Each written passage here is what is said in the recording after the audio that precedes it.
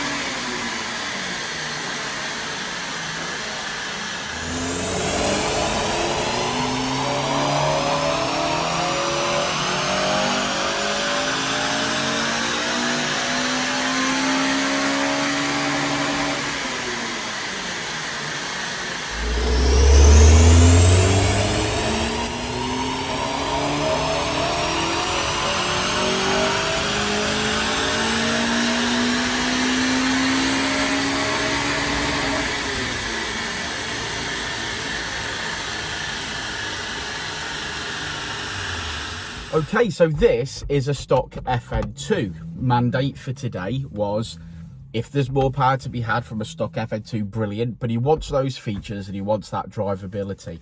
And we did explain that on the motorway, because it's not going to be in permanent VTEC at a certain RPM, he might actually get better fuel economy.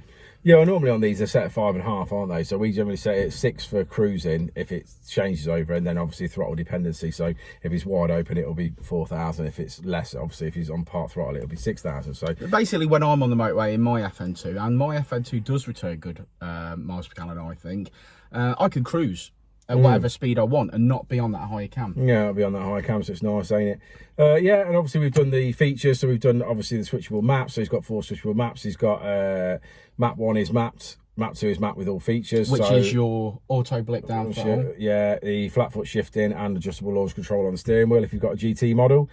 Map 3 is immobiliser mode. No. Map 3 is valet mode, sorry.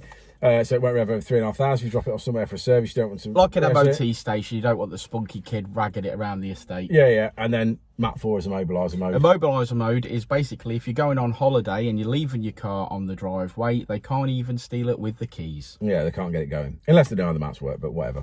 But once you've parked it up, it's parked up. It'll still be there, hopefully. Yeah, so no phenomenal gains, admittedly, which we wouldn't expect anyway. We made about 7 wheel horsepower at peak. We made about 10 to 15 brake horsepower in the mid-range. And we extended the rev range to 8.6. Yeah. Love the VTEC and what? Yeah, load the VTEC. So there are features in it, and it will drive better throughout. But obviously, the key now is modifications. The standard exhaust, standard manifold, standard cat, standard exhaust are all really restrictive. You know, to unlock any power, you've got to move forward with some with mods. the FN2. It's all with any K20. It's all about breathing. But to honestly to unlock this car, it's 4-to-1 manifold, Tegular 70mm, and a decent induction kit like a CPL or a Skunk 2. And if you're on a budget, well, the Tegular one is also very popular. Yeah.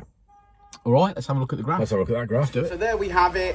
Red line is as she came in, blue line is as she leaves, and we're finishing on 206, which is 173 at the wheels. This area here is the mid-range gains. This is your extended, here we go, your extended rev range and your lowered VTEC. Another one in the bag. There goes Tomuse's red FN2. Code word for this video is moose. Moose.